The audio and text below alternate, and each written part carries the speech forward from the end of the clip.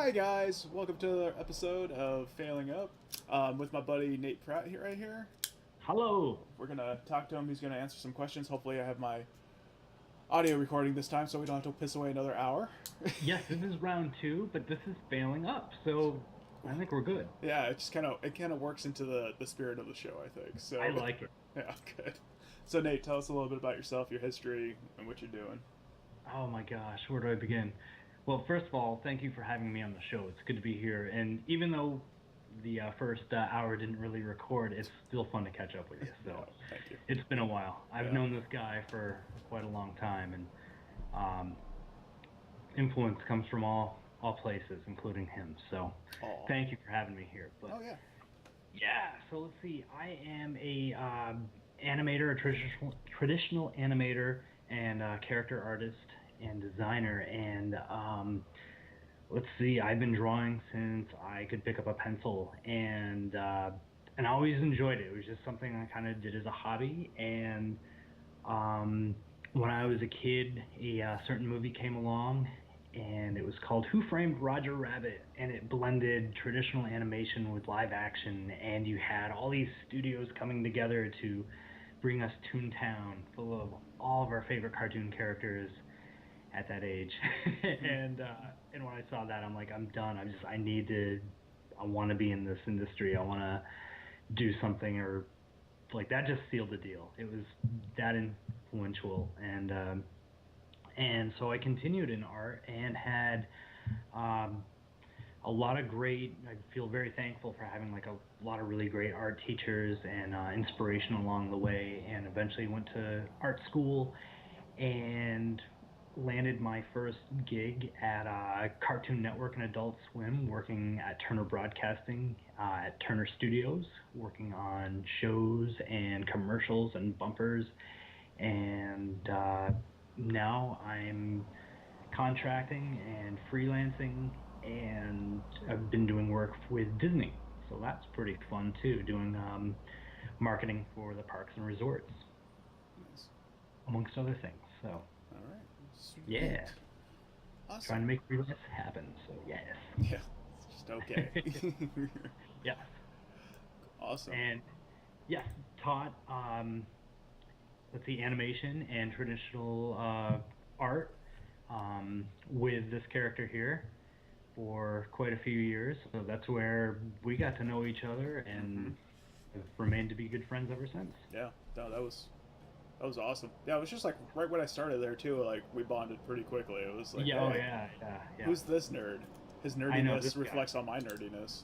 Yeah, and everybody had fun when we were in the room, but except for the other teachers, I wondered if we were just, you know, too goofy, because I think we were a good influence on all the students because we I have good agree. energy going, and yeah. Yeah, yeah, I would agree. But I'm But I don't me. know, office politics, I guess. Yeah, yeah. Egos, Is egos. E- wow. ego's like a dirty word to me now. It is, and I think it's going to come up a couple times in this conversation today. Probably, maybe because it Probably. maybe because it came up a couple times in the hour before. It. I wasn't trying to get into that, but yeah. Uh, oh man! All right, cool. So why don't you tell us about some of your influences? Like who influenced you or what influenced you? Obviously, Roger Rabbit. What Right, else we right. got? So, let's see. I'm gonna go back to, yeah, when you're a kid and you're looking at this stuff, you have influences coming in at all angles, and that can be in different mediums, different forms. Definitely love cartoons. You know, growing up, would watch Looney Tunes, would watch Disney cartoons, Hanna Barbera, etc., etc. I would in comics, I would be reading Garfield and Calvin and Hobbes, and then, you know, as you get older, you get into more comic books or other types of stories, and then you get into your superheroes pretty much, and you get going with like Spider-Man and Batman and Ninja Turtles, and I'll come back to those guys. And but let's see, for inspiration and influences, I've always loved Norman Rockwell, has been one of my favorite. Good one. Uh, yeah, absolutely, big artist. Definitely a big fan of Norman Rockwell's work, just where he could capture an entire story or emotion or anything in just any of his paintings. And you can just look at it. It's one of those pieces of art that your eye just travels all the way around. And say it's the family vacation where the dad's driving and the kids are in the back seat yelling, and then the mother-in-law's in the way back or something, and she's mad, or the dog's hanging his head out the window, and things like that. Like there's somewhere to look in his work, and he just captures that, like the family vacation. Tells the story. Yeah, big storytelling going on there. And then going back to like cartoons and things like that, um, the days of Friz Freeling, Chuck Jones for Looney Tunes stuff, um, and let's see, we'll switch gears and go over to like the Nine Old Men with all the Disney work, of course, and then comic books. Kevin Eastman, Peter Laird for their work on Ninja Turtles, Mark Bagley doing Spider-Man. Other cartoons would be like Bruce Timm for his designs and like Batman the Animated Series, and Shane Glines, who accompanied him with Batman Beyond's work. And even as of, I shouldn't say recent because I've been following him for a while too, is Steven Silver, who is responsible for the designs of Clerks the Animated Series and Kim Possible. And yeah, and I think that's kind of the cool thing about influences is like you'll have your favorites as a kid and you just follow the stuff and you go, and before you know it, you're, middle-aged adult and you still have influences. You still have heroes and people you look up to. And with Steven Silver, I actually did a workshop with him just a couple weeks ago, and here he is, maybe like 5 years older than me, and I'm like, oh, your work is amazing. Oh my God, I'm not worthy. So, but yeah, and that's good to have. You always want to be influenced by something or someone, and it just comes in everyday life. Yeah.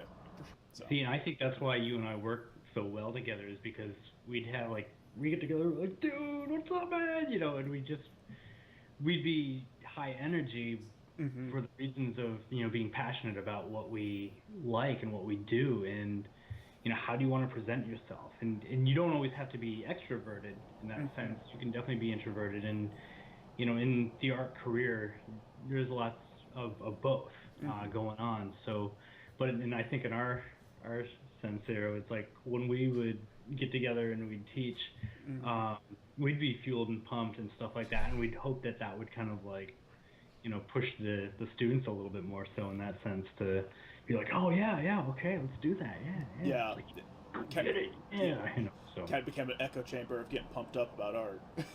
Yeah, exactly. It's like 8:30 a.m. People are just like dragging into the class, like, wake up, Yeah. We're gonna do this shit, guys. Yeah, come on. Are you ready to art? Because I am. Yeah. Pumped up. Yeah. For sure. Not to say all our classes were like that, but just, it's, but it helps, like, because, you get in there, what are we going to do? We're going to do some art, yeah! Just for all the viewers out there, when we taught, these classes were 8-hour chunks, so yes. So you guys know. And then sometimes, there was a couple times we would teach until, what was it, 10 at night, 9 at night? No, yeah. It was like, it went to midnight, we right? Late.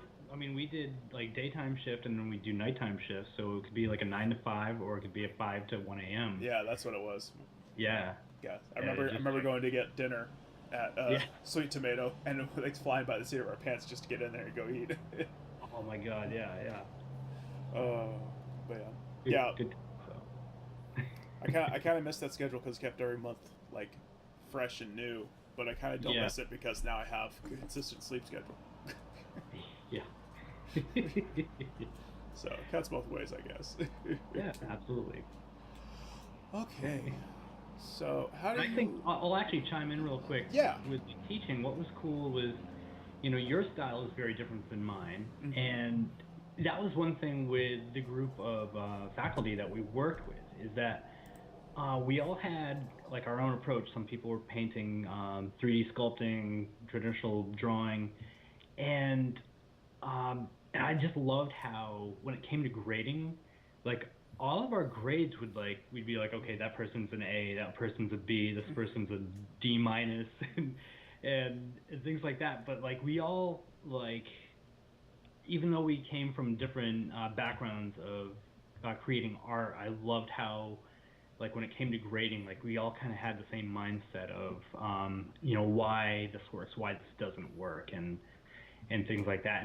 And that influenced me even. So it's not like just saying like working with you was like the best thing, but even our group was really diverse, and I really dug that about like everybody brings something stylistically or their skill to the table, because that motivates you and inspires you too to be like, man, you're really good at what you do. I don't do that, but I wouldn't mind, learning how. So, Right. or teach me more. It's like, and you have fun working with other people because they come from a different avenue of art that you might not be so versed in. Right. Yeah, and I think that also kind of the whole grading of about the same level, no matter what your background was, kind of speaks to like good art is good art no matter what the medium is, and it can be recognized through objective means. So and that was something we would hear from students a lot. I feel like it's like, well, this thing doesn't exist, so of course it doesn't look right. And it's like, well, you can make it look right and even still not exist. It's it's suspending our disbelief, and the way you do that is look at real world examples and then tie it back to that. And it's being able to separate objective and subjective, and to get down to what the core of it is. And that's and it goes to show that good art never really changes. Like it's good or it's not, or it's struggling because of X, Y, and Z, and it's always going to struggle because of those reasons, because unless you fix them. And that's what I would tell everybody in that class too, because we taught traditional art, and everyone wanted to get into doing 3D art right away, or they wanted to start animating or making explosions. Like, no, dude, like this is like the foundation for everything that comes after that. So if you want to be a good artist, you have to get these down. You have to get your elements of art and your principles of design down. Otherwise, it just all falls apart. It doesn't matter how technically good you are. You're never going to make anything that looks appealing. Exactly. If you don't understand how these things work together. One of the stories I love that you told me, Kalen, was that job you were working where people would come in and say, hey, I need a 3D mascot. And some of the other guys you worked with are like, well, okay, come back in a few days and you'll see what I have. And with you pull out your sketchbook and you're just like, okay, tell me more about this character. And okay, well, they have big eyes and tiny feet and long legs, and I don't know, they're purple and all sorts of things, and they just give you key components to work with. And they were blown away because you're designing the character like right in front of them, and they're like, oh my god, this is great.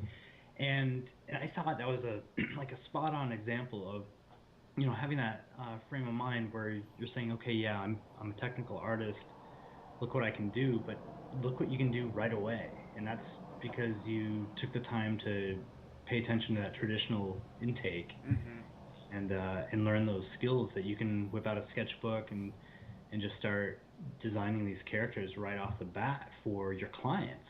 And instead of taking all these notes and saying, yeah, I'll see you in a few days with this, it's like, no, let's bang out your character right now and figure this out. And I thought that was like one of the absolute perfect examples of like of life, right there, that we're hammering this in the students' minds in the classroom, and then you move on with your new job, and you're seeing it in the field itself of these other artists that can't design, they're somebody else's input like right off, and that you took the time to like sit down with a sketchbook, and even though this was going to be a 3D character you were building, you drew it traditionally to help the client out and to be like, oh my god, this is going to look great in a few days when you do have this rendered out. Right. Yeah. So, yeah. And then, I love that story. I mean, I love that. I love that story, man. Hey, so cool. I'm glad I could give you that story. But you have like, there's your, real life story of like where this came in handy. Yeah, and then going kind of to the client stuff, it's being able to solve their problem in the most effective way. And it kind of makes me think about Aaron when we were teaching with him. He had a story about how he was going in for an interview, or like he was going to go pitch a concept for a design for a logo or a product or something like that, and he came in with one fully like beautifully rendered image, but the other guy came in with like 100 thumbnails to show the client, and then that guy got the job over him, and it's because he wasn't familiar with the client, so he gave them a myriad of options to choose from, and then they were like, well, this doesn't look as pretty, but this has all the elements I want. It has all the base things I want, and that goes back to the basics. You're absolutely right. Yeah, because it's that first time like you're drawing something.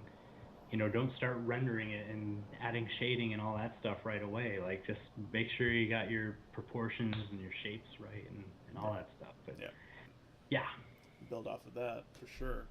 Good stuff. Good stuff. Yeah.